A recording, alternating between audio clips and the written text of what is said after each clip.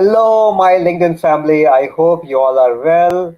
This broadcast is actually going on LinkedIn, Periscope, and YouTube, so you can watch it later on also as per your convenience. And this broadcast will remain on my profile, and you can scroll down and watch it later on. So, Amar Siddiqui signing in for another live session to help you grow. Uh, if you remember, those who follow me regularly, my mantra for 2021 is growth. And the thinking process started towards the end of last year when I saw a lot of people suffering and in their worries, and some people lost jobs, some people lost loved ones. But the question is, do we live the way it was in 2020? Things have not changed dramatically. Things will still take time. Do we live like that, or do we do something which would help us grow, move in our careers, do better in our lives, take care of our loved ones?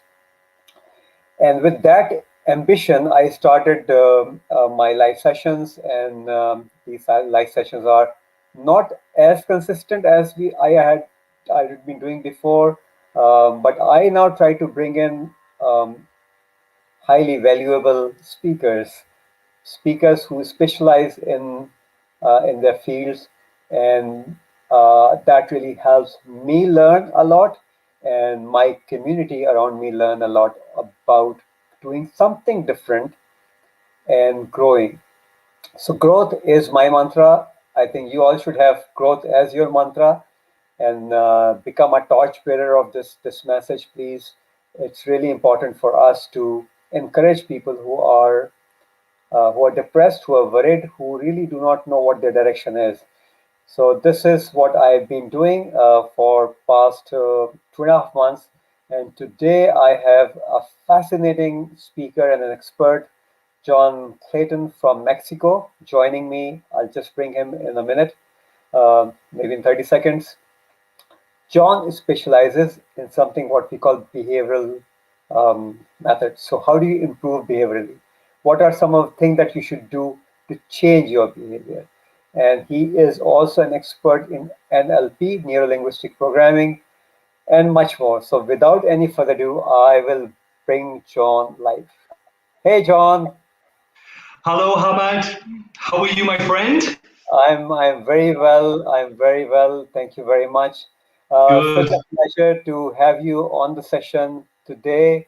And as I said, and we discussed offline also, a lot of people are struggling, and a lot of people are have their own challenges in life. Depression, lost income, lost loved ones, lost jobs. Uh, but do we really remain like that, or do we do something to come out of the situation and do something for our own selves? So today with me, very very interesting community, and I'll start bringing them one by one, just to mention their names, because they are the people who I love to work with. I've been connected with, and some of them I've connected with them ages ago. For instance, Mark McCord. Mark is a development professional. He is an expert in international development. I met him, I think, in year 2006 or 2007 for the first time, and highly inspiring.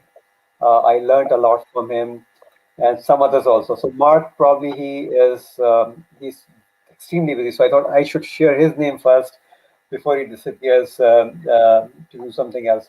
So John, while I'll introduce one by one all these people who are present with us today, and I encourage everyone to please share a hi to for John, because he's joined us from Mexico. Um, and ask any question if you have during the process. This is going to be a very informal 35 to 40-minute session in which we will pick John's brain as to what we do if we are in a situation. So, John, my first question: what is this Yes. NLP and how it really helps? Oh. How long do you have, Ahmed? How long do you have? But let me give you the abstract picture. Let me give you the big picture of what NLP is. Yeah, there's a lot of versions of NLP, but let me give you my version of NLP. NLP is how we process our mind, how we program our mind to make internal changes for ultimate excellence. So it's how people have come with certain programs within their minds, and most of the time, or lots of time, it doesn't serve them well. And NLP is a technology where that we go inside our minds to reprogram, and it's how we communicate with our own minds and reprogram our minds for much more positive and desirable outcomes. Now, NLP is a really, really fascinating subject that I've been involved in for, gosh, nearly 12 years now. And it makes profound changes on human behavior and development. Now, that can be anything from personal, professional development, where people need that to help them grow and evolve as individuals. And it can also help people in business as well and health. So it's a very diverse subject. The abstract, the big picture is that it's how you reprogram your mind for much more desirable outcomes. So, what I gather from you is that we have a certain way of thinking, and if we are going in a certain direction, which may be harmful for us. I'm trying to find the right word. If Yes. we can reprogram our brain or our thinking process, we can actually improve the situation. This is what I gather from you. Absolutely, and absolutely, and we have different styles of communication. We have the external communication where we talk to people and we communicate verbally and non-verbally. But what many people don't talk about is the internal communication inside one's mind, and it's the self-talk, and it's the communication we have in our minds, and the way we process information. But then how do we interpret that information about the world, but more importantly about ourselves? And lots of times what happens is people have many limiting decisions and doubts about their own capabilities and about their own personal growth. And what you'll find is lots of people are simply not operating the right programs and the right systems in their minds. And what I'm about is about changing that perception you have about yourself. And then when you change the perception of yourself, you then start to display behavior in a much more productive and progressive way. Right. So, I mean, I hear, because I do a lot of career coaching, and this is what my focus has been, and helping people understand how they can grow in their careers and how they can use tools such as LinkedIn and all that.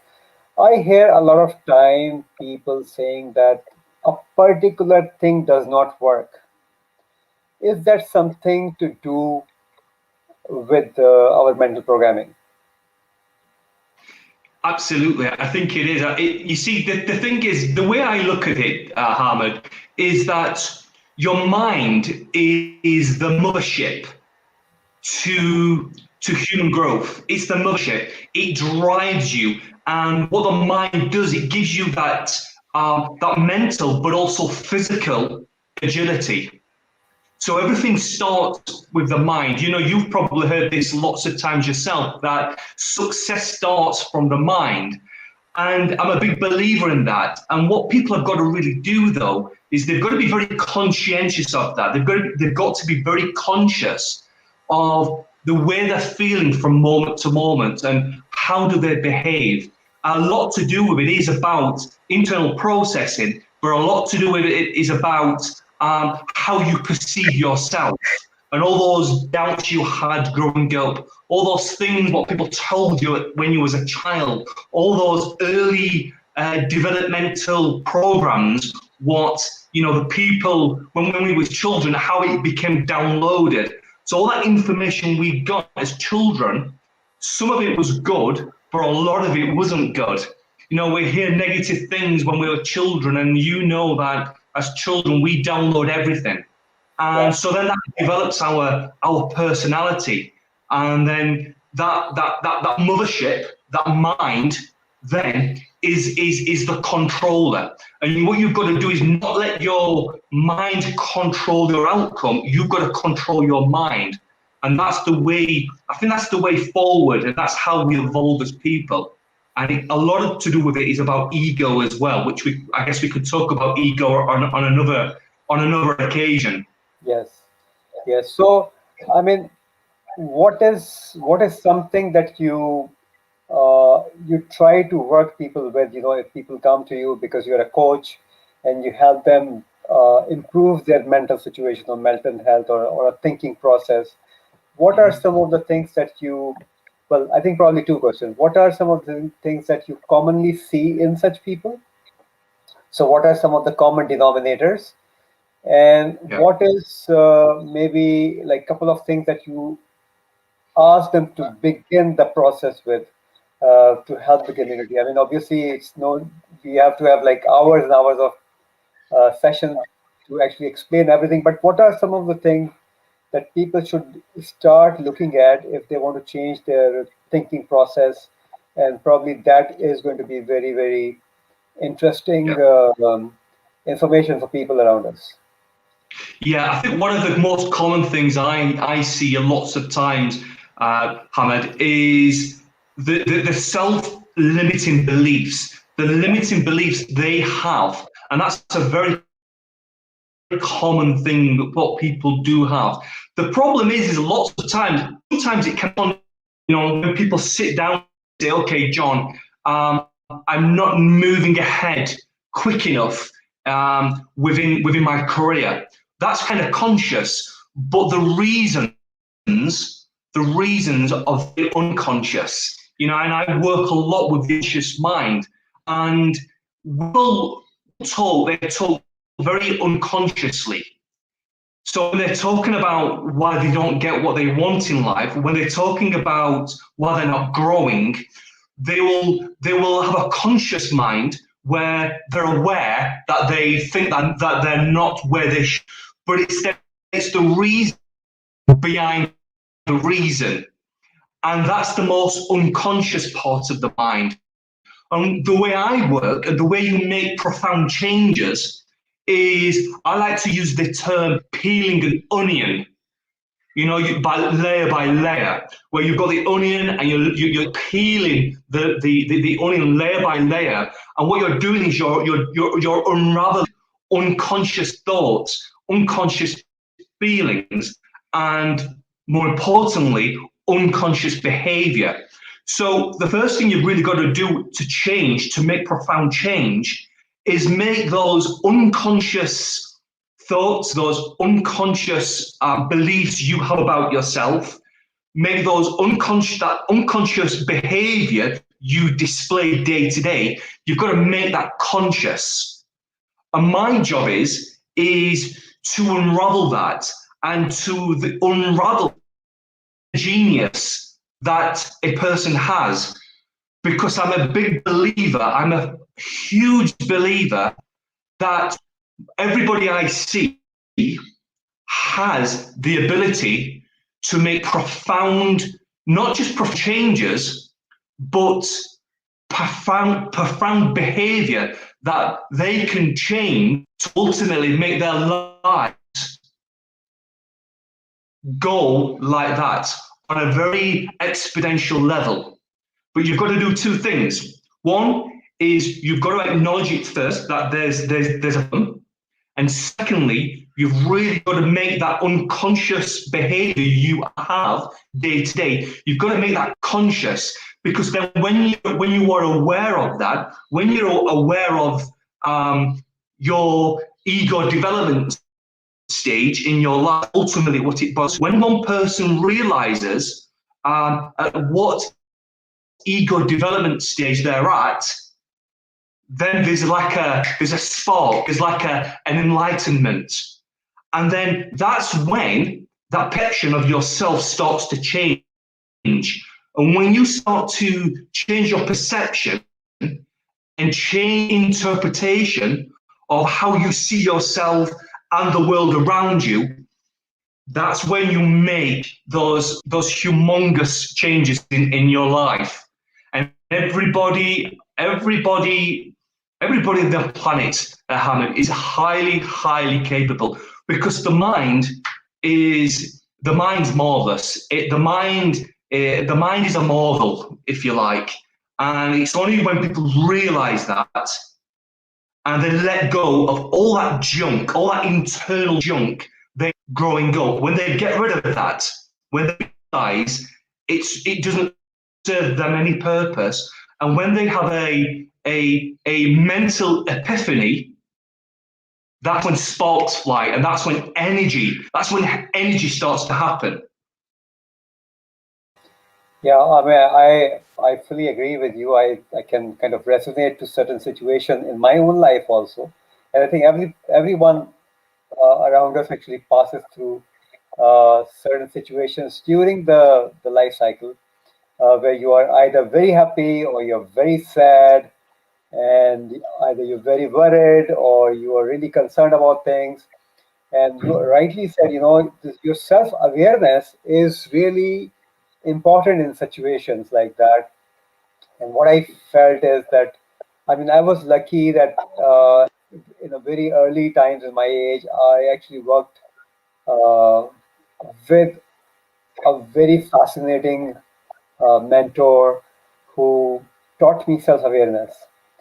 So if you are happy, you should know that you're happy. If you're worried, you must know that you're worried. If you know that you're worried, then you can only come out of the situation. If you Yes. are only worried and you don't know that you're worried, then you will remain in that situation, which is of no Absolutely. benefit. And one other thing that I learned in the process is that you're, it's like, very contagious things, these worries and happiness. If you're worried and stay worried, you will be more worried. Like, you will attract more worries. And if you Exactly. are happy and if you're in a joyful situation, you will attract more joy and more happiness and more rewards in your life. So I learned it when I was like very young, and still often I lose track of this thinking process. But the only thing that has really benefited me is um, self-awareness. So if I am in a situation, if I'm angry, I would know that I'm angry, and I know that it's not right. So I would immediately try to come out of it. And if I'm worried, then I would immediately try to come out of that worry. Now, often people don't know how to do it. So even if they're self-aware, they don't know how to reverse the situation, as we call it, right? In Yes. management science, we use a terminology called reversing the situation. Now, how do you reverse that situation? Probably that's one thing which will benefit a lot to our viewers, if you can That's help them with it. an amazing question, Hamid. I was watching an interview what day yesterday, and I was watching an interview yesterday. It was about a football coach, and he's taken over the football team. In America, it's soccer, just to avoid any confusion. And he's got football. My football team, who I know, and I heard him say that the team lacks so much confidence. And he said that it's going to take Einstein for those players, for those people to to change their emotional mindset. You don't need to be Einstein. You don't need to be Einstein to change behavior. What you've got to do is you've got to first realize, and we've already mentioned about the higher awareness. You've got to realize that you've got to come to terms with that you're probably not. There's an existential person behind face. So when you look in the mirror in a morning, and when you wake up in the morning and you see yourself in the mirror, have you ever asked that question? Who am I? Who's John, or who's Eric, or who's Abbas? Who am I? Do you ever look in the mirror and ask yourself that question? Because when you look in the mirror, what you see reflecting back at you is just your perception. It's just your perception, and that behind that mask we all have is an existential person. There's an existential human being. What can develop far more and has far more capabilities than one thinks they have when they're looking at it in the first morning. So how do you do that though? How do you make those profound changes? It's about reprogramming your mind. Ultimately, what you have to do, what I use is hypnosis.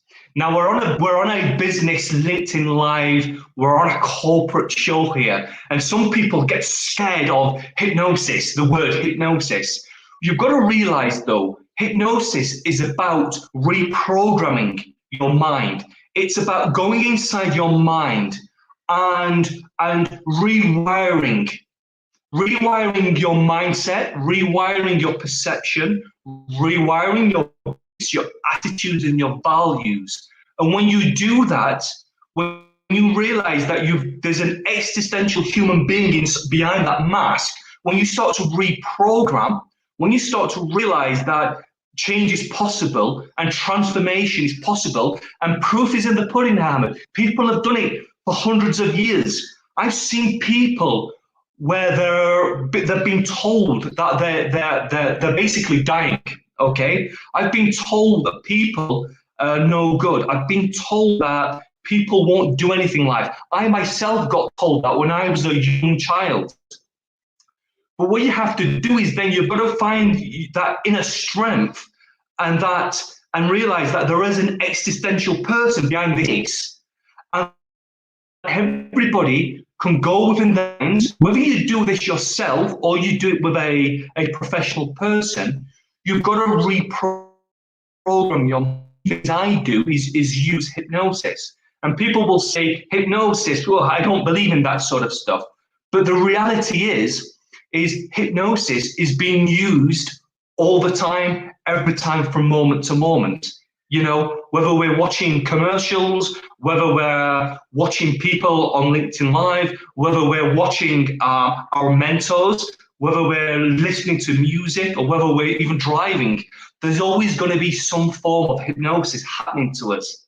It's called, we have, you may have noticed yourself, it happens usually every day. We lose track of what's going on in their lives for maybe 30 seconds, maybe for 1 minute, and that is called an ultradian rhythm, where the brain then just becomes in a lower state of brain frequency, and then we go into a hypnotic state, maybe for about 30 seconds, maybe for a minute. Why is this relevant, and why am I saying this? Well, I'm saying this is because that we go to trance and we use hypnosis ourselves every day. But it's not a very conventional way of looking at how to make profound changes.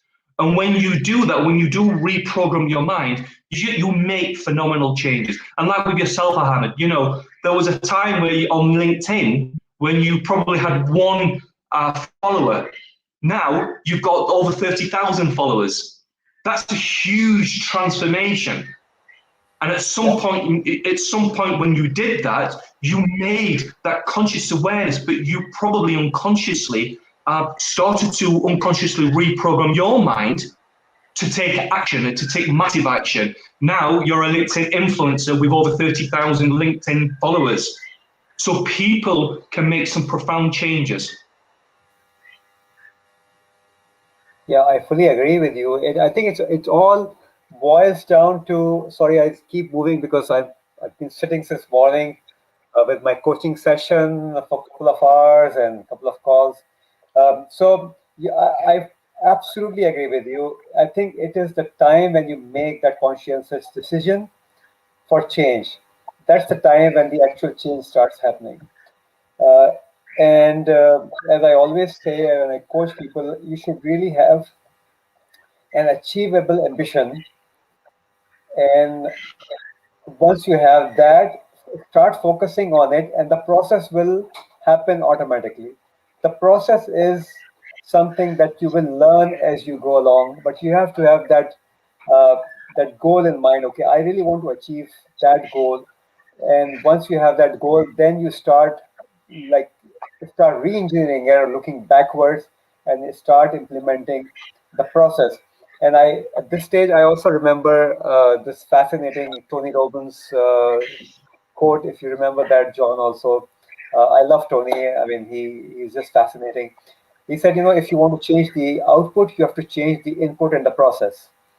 So, you know, self-awareness and setting up your achievable goals. I mean, work hard, don't kill yourself, kind of a thing is your input in the process. And this, if you do that, then then the output will be different. Output will definitely be different. You can't sow a seed when it's freezing outside. Yeah, so you have to provide your brain an environment, uh, a conducive environment for this brain to change. And one more thing that I really want to, I mean, from your conversation also, I'm trying to link it with something that I have in mind. It's the focus. Uh, Things will start happening when you know how to focus. And I know for the fact that since my childhood, when I started growing, uh, I had always been told to focus, and all of us have been told to focus. Like our parents would tell us to focus, our teachers would tell us to focus, but nobody actually tell us how to focus, what it actually means. How do you do that? I mean, you say focus, but how do you actually do that? And lucky Yes. enough, this is what I tell my client or mentees. Said, if you want to learn how to focus, do this small exercise, and this is for the benefit of others also. Make a small, take a paper, a white paper, or maybe use a ball or whatever. Just make a small black or red or blue dot. Color doesn't matter. Just a dot, a visible dot. uh, Place it on the wall, the paper, and stand like 2 meters from that paper, and start looking at that dot as if you're focusing it. And you focus on it. Now you know this is what focus means.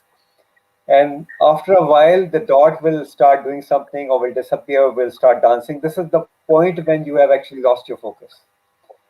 Then you can readjust your focus. So if you keep doing that, you will learn how to focus. Um, and and surprisingly, uh, anybody I kind of shared this exercise had actually enjoyed doing it. They actually improved their focus, and it's so bloody simple. I mean, it's just like a very simple thing. What is your take on focus? How do you think that focus can change our destiny, our improve our potential, and how do you think we should really be moving ahead in that direction? Yes. Yes. Yeah. Focus is a big thing. Focus is a big thing, Hamid, and you've hit the nail on the head. You know, lots of people say focus, you must focus, and telling somebody, but how do you do it? How in the world do you get focused? I think one of the things you've got to really do is it starts with a purpose. You've got to have a purpose. I said this the other day on Tim.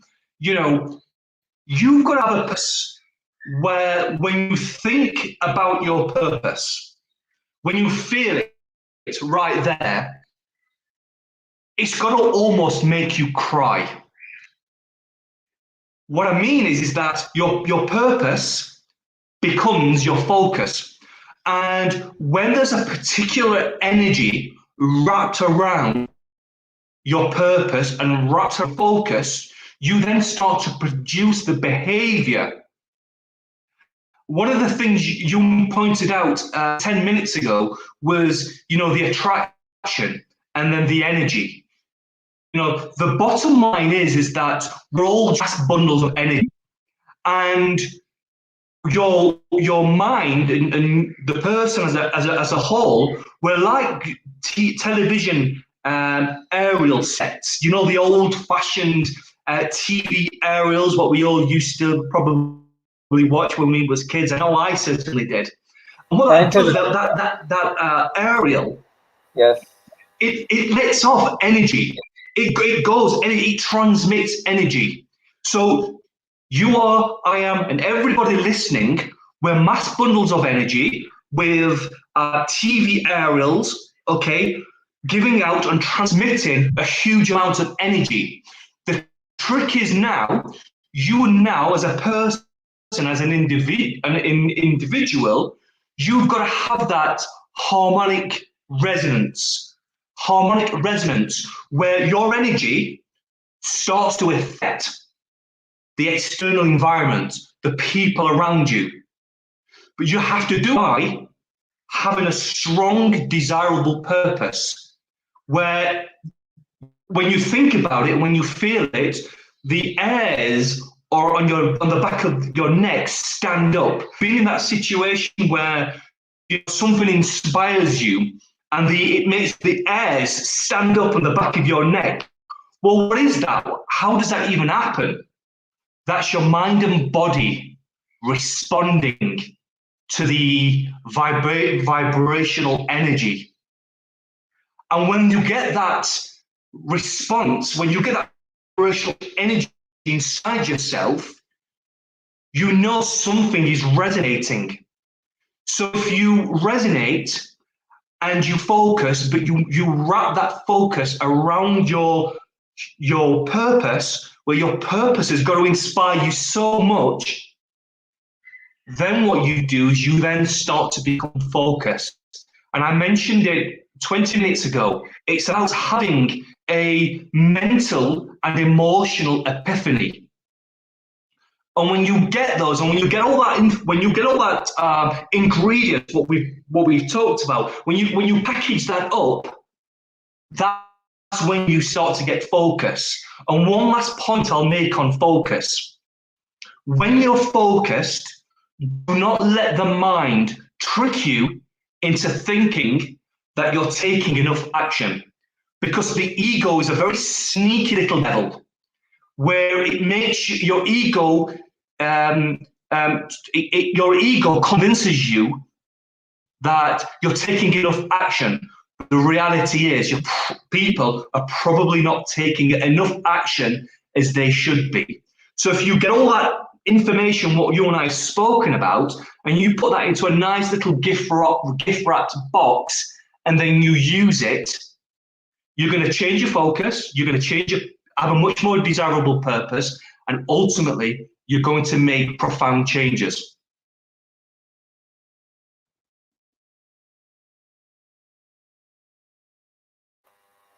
I was muted.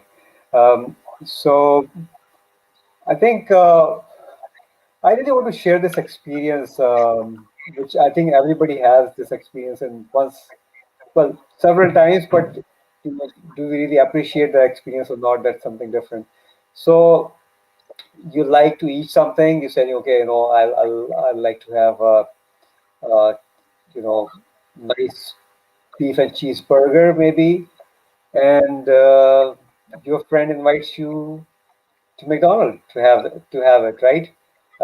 With and if you think that you really want to meet a friend or a family member, and you receive a phone call from that person, how I exactly resonate to your example of these aerials or antennas. There is this connection, there is this network up Yes. there, which really facilitates the whole process of connecting with each other.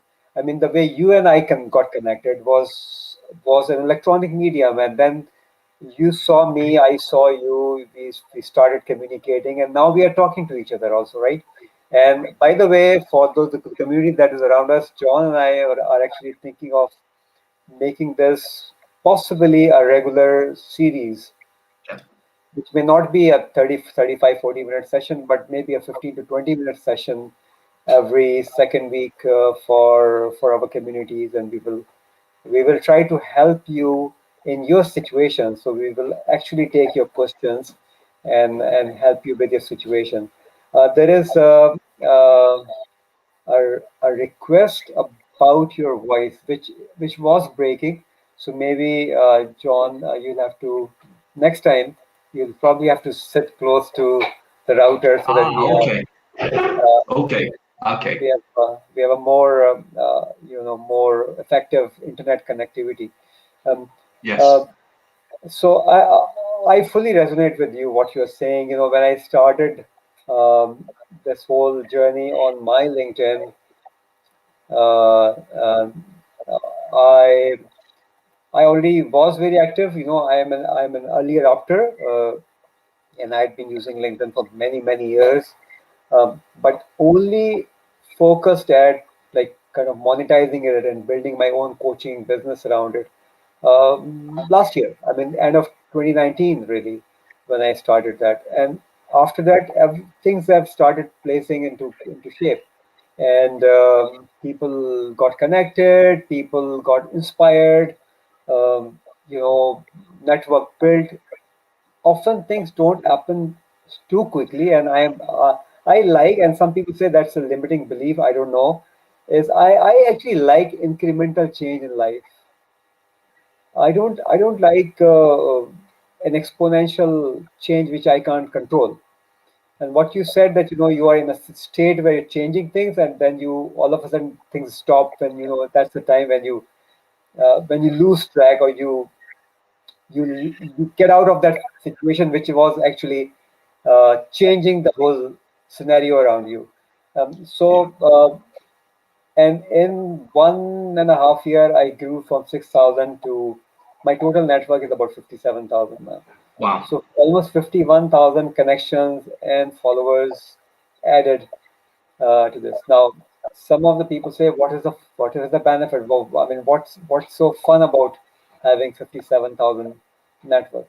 So the fun is, if John wants to connect with someone in Indonesia or in China, I can actually help him because I have that network, or in Australia maybe I have that network available.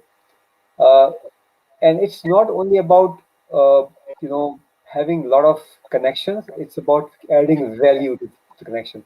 So the life that I'm doing, I'm sparing my time, John is sparing his time, and we are talking about an extremely important situation, and the focus is mental health particularly. And this is my, believe me, this is going to be my last question, John. No, please. Particularly, It's a pleasure. then, particularly during the pandemic, when people had to stay home, and in some countries the lockdown was extremely strict. I'm not sure about your place in Mexico, but here the lockdown has been very strict in Canada. Some regions have opened up limited, but a lot of regions within even Greater Toronto area are still in lockdown. So people are not meeting people, people are not meeting friends, kids are not going out, studying at home, and this is really impacting mental as well as physical health, because we all need to, people even have to take their pets out for a walk, and we can't take our kids out for a drive, maybe, because it may not be safe. So what is your thinking, and what is one thing that, or two things maybe, you would advise these people who are actually in that situation, and what are two things that could actually help them come out of or handle the situation? Let's forget coming out of the situation, because that's a later part. Maybe handling the situation. How do we handle the situation? Did I understand that correctly, Hamid? Yeah, handling the situation. So they're in a situation whereby they can't really take the kids out, or they can't go out, or they're working from home, and it's a difficult situation. How do they should handle the situation? Yes, it's a very, very challenging, it's a very tricky situation. Let's not kid ourselves here. You know, we're all intelligent people, and intelligence requires that we've got to feed our minds and our bodies the right way. And what we took for granted 18 months ago when we went out, we socialized, it's suddenly the door closed on us. And it never really happened in our lifetime. So this was a new one on me, and I'm sure it was a new one on everybody. And I've seen it where, you know, you've got a, a single mother who has 3 children, needs to work, needs to interact, but then you have the children. The children's got to be her focus, and I've seen this at face value, and it's in an extremely challenging and tricky situation. One of the things I tell people though is you've got to really not let the lockdown control you. You've got to be in control of the lockdown. You can't let things like lockdowns and people not being able to socialize. You can't lose control of that internally, and you've got to now then start to think about what you can do as opposed to what you can't do. Now, when lockdown was at the height, you know, we couldn't go out. So what can you do? Well, one thing I learned was that in challenging situations bring out opportunities. Opportunities that perhaps, and I include myself in this, opportunities what perhaps never really occurred to me or really never came to my mind. So you've got to realize that challenge equals opportunity. You've got to realize that. And then you've got to search for those opportunities. So for me personally, one of the key things is that it pushed me out of my comfort zones in terms of taking my my brand, if you like, on a global scale. Whereas before, back in the UK, I would see groups of people, or I would take corporate trainings. I would fly over to Abu Dhabi and Dubai and do my trainings there on a monthly basis. But then that got abruptly closed. But what happened was then opportunity came. Opportunity came to develop my brand on a global scale. Pretty much what you did, Ahmed, with amassing an enormous amount of connections and followers. So what that allowed me to do is to embrace that change and focus more on what I can do and can control as opposed to what I can't do. So what that enabled me to do is getting on LinkedIn, networking with such as yourself, speaking to people who wouldn't really normally be in my my contacts. So I broadened my contacts. Now I'm having meetings with people like yourself in Canada, people in the States, people in Europe, people in Asia, people in the Middle East. And what that's done is it's this opportunity or this challenge is actually enabled me to grow. Now I could have made a decision and said to myself, well, lockdown, I can't do anything, I can't go out, I can't see people. Well, actually, that's just telling a lie. And that actually is a limiting belief. It's a self-limiting belief as well. So what did I do? I started to come up with a game plan. I started to realize that now we're more globalized than anything, which is for me is a great thing because now I can get my message out there to the entire world. And I have to admit I'm loving it. But in addition to that, what else did I do? Well, I started to learn new skills. You know, a few weeks ago, I started to learn how to play chess as an example. And it's something I've always wanted to do, but never really got around to doing it. So what I started to do is I went online, I joined the website, a chess website. I started to interact with people. I'm learning chess. And what did that do for me personally? Well, I did. It started to, my mind is like our brains and our minds are just like muscles. And I realized that my mind is so important to me, and I've got to have that neuroplasticity, meaning I've got to stretch my mind and build new pathways and neurological pathways. And the way I do that, and the way I would advise other people, is to learn something that you never even anticipated you would do in a million years. And when you do that, you start to then develop your mindset even more, and you start to then broaden your thinking. There's many things people can do. You know, we have resources. We can't go out there on lockdown, of course, but you know, we're talking together now. We're being resourceful. People on this show are being resourceful. They're listening to you and I. We're having a conversation. So you've got to get more resourceful. Now, I can't give generic advice to everybody because everybody's situation is completely different. So individually, a person has got to figure out what they can do and what they can focus on more, what's going to make them better people and develop and grow and evolve. So don't sit there and let your mind rot away. You know, it's like taking exercise. We have to take physical exercise. And generally speaking, there's no excuses. You can't let your ego distract you. You can't let your ego distract you. What I mean by is that we have distractions. We have Facebook. We have, you know, video games. We start to, you know, pretend to be busy.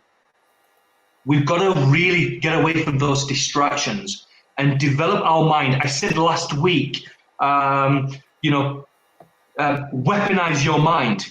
You have to weaponize your mind, not for a want of power, not for a want of external power, but for a need for internal power. And when you've got that, and when you have that, again, that enlightenment and that mental,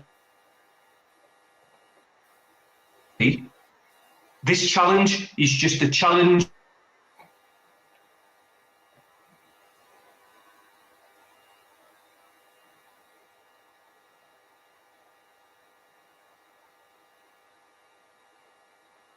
So I think there's a drop in the internet.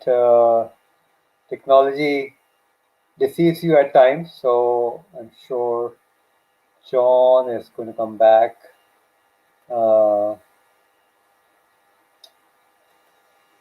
I'm not sure if this brings out other opportunities, and that's how you grow. And you know what, Hamid? You're breaking, John.